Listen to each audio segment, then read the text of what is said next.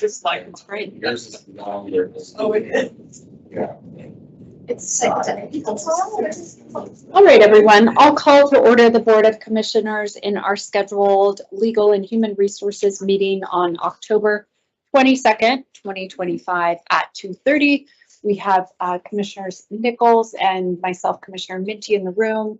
I believe Commissioner DeGroot is going to join us via Zoom. He is not on there yet. We have a couple items on our agenda to get to. First, do meeting minutes look okay? Yes. Okay, so I'll approve, or I will mark meeting minutes as approved. Let's go to CDD Building Inspector Promotion, and we have the Director here and Human Resources.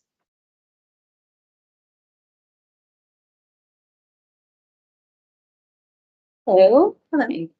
Hey, hi. So we are here seeking your approval to promote a building inspector 2 to a building inspector 3. The employee has obtained 2 additional A-level certificates through the International Code Council. And both of these ICC certifications have now converted to Oregon A-level certifications, Structural Inspector A-level SIA, and Structural Plans Examiner PEA. The Building Inspector 3 job description requires at least 3 A-level certifications. Said employee has 2 B-level certifications, which it takes 2 B-level to equal 1 A-level certification. The employee now has 3 A-level certifications, meeting the 3 A-level requirements for promotion and reclassification. The request is to reclassify the employee to a Building Inspector 3 effective October 16th, 2025 from LH22 Step 1 to LH24 Step 1. The fiscal impact, it's already been accounted for in the FY 25-26 budget, so there is no fiscal impact. I move that we approve the request to promote said employee to Building Inspector 3 effective October 16, 2020. Second. We have a motion for our consideration. Do we have any questions of the CDD manager or HR? We vote.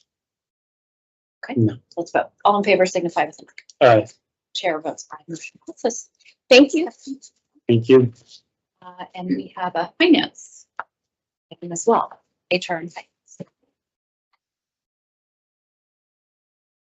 So on behalf of Vicki Knoll, the finance director, we would like to request an increase in FTE. A current employee reduced their hours to 0.85 FTE with department approval in April of this year. And the department and employee would like to now increase their FTE to 0.95, resulting in a 0.1 increase in FTE effective November 1st, 2025. The annual fiscal impact for this FTE increase is approximately $6,000, and the department does have the funds in their budget. I move that we approve the FTE increase of 0.01 to the finance department employee. 0.10. Or what did I say? 0.0. Yes, you're right. Second. All right, we have a motion for our consideration. Do we have any questions of finance or HR? Okay, vote then. All in favor signify with an aye. Aye. Chair votes aye, and that motion does pass. Thank you. Thank you. Yeah, and then finally we have Jeremy and Stephanie AAC travel policy recommendations. Ready?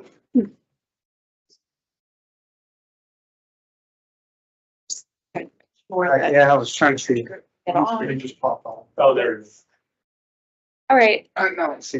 Commissioner DeGroot, I see you've joined us. We're moving into the AAC travel policy recommendation.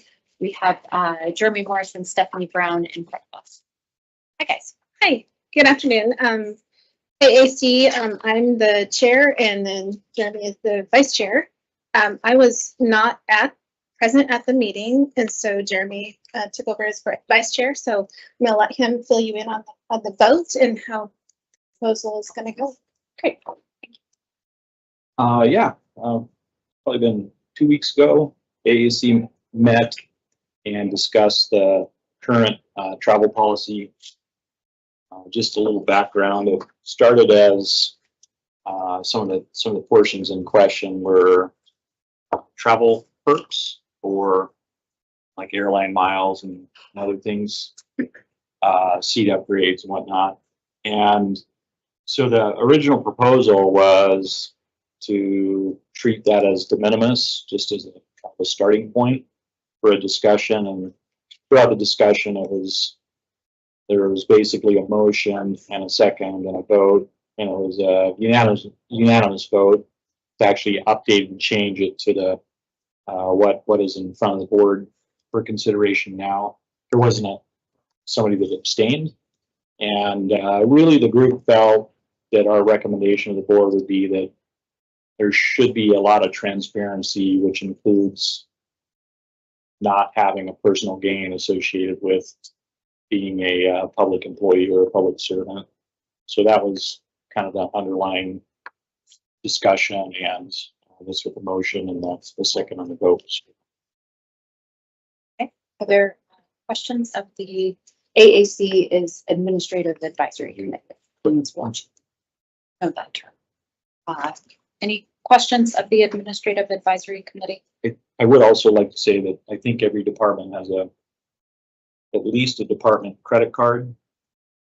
And most departments have the ability to schedule and track at least airline miles and other things through accounting staff. The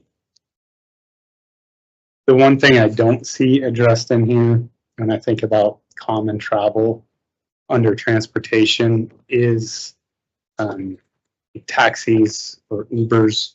Is that to be paid with a county credit card? Is that to be reimbursed a personal card? Like, how is that supposed to work?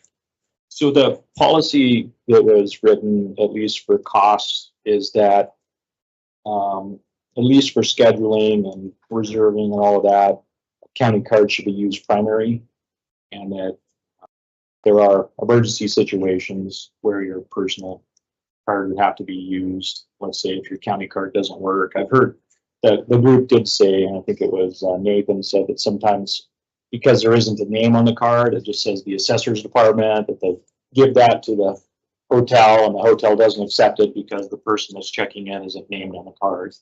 And so then that can cause an issue. That being said, some departments, the card goes with the person. And again, I think that would be a primary, but if they have the card, that it should be charged that. If they don't have the card, it would essentially be declared an emergency at that point. They can put it on their personal card, get reimbursed. You can also fill out a authorization form for the person to utilize the card and for any transactions at the facility, if it's not in their name. Okay. Again, questions of Jeremy and Stephanie? I think you guys did a great job. I think it makes tons of sense. It's essentially not a huge change from what we already had. Just, it looks like a little bit of like language cleanup to modernize, but I mean, the spirit of the policy remains as we always done. Just going back to that. So if you're, for some airports, it might be a $40 Uber to get to your hotel. Is that you're using the county card to pay for that? Unless it doesn't work Clearly. or you don't have it for whatever reason, then the only other option you have is Do we need to capture that in the policy? So It says more like any, mostly Buddies. use. okay, I looked through the transportation portion. I mean, I think where it says personal credit cards, only use it in an emergency, Okay. kind of covers that. It's not as. So, Commissioner DeGroot, did you have any comments, questions, thoughts?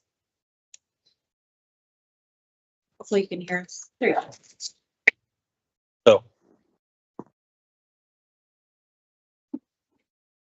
Well, I would move that we adopt the recommendation from the Administrative Advisory Second.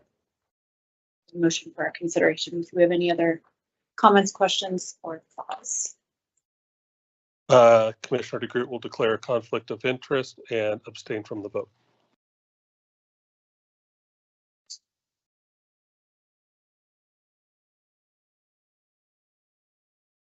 Yeah, I mean, we've talked about whether these policies are considered a conflict. I think this policy as written actually provides that it's absolutely not a conflict because there's no personal benefit to it. In fact, it's the opposite. So I don't think that's a conflict. I suppose if there was some interpretation by someone that anytime we're voting on a policy, it could be perceived as a conflict. I'll say, I suppose this could be perceived as a conflict. I don't believe it to be, but I'll declare that. I don't believe it's even a potential conflict. This is laying out a policy that provides no benefit to me, no detriment to me, and it's really a class thing. This applies to everybody in the county, and I don't think that the ethics laws prevent me from enacting policy that applies to everybody. So I will vote on this, and I will vote yes. And I would add that generally any guidance related to conflicts, one of the best practices is having another body review it and make a recommendation, which is exactly what just happened. A body that's not the Board of Commissioners, the Administrative Advisory Council, reviewed it and is making a recommendation, and we're simply adopting a recommendation. So I think it's not I don't think it's a real conflict, and I think it's aligned with best practices, and I like that it doesn't personally benefit us. Okay, is there any other discussion before we vote? All in favor signify with an eye. Aye. Chair votes aye, motion passes, and of course we have an abstention. Thank you. I don't think we have anything else on this agenda for the good of the order. So I will adjourn us at 2:43.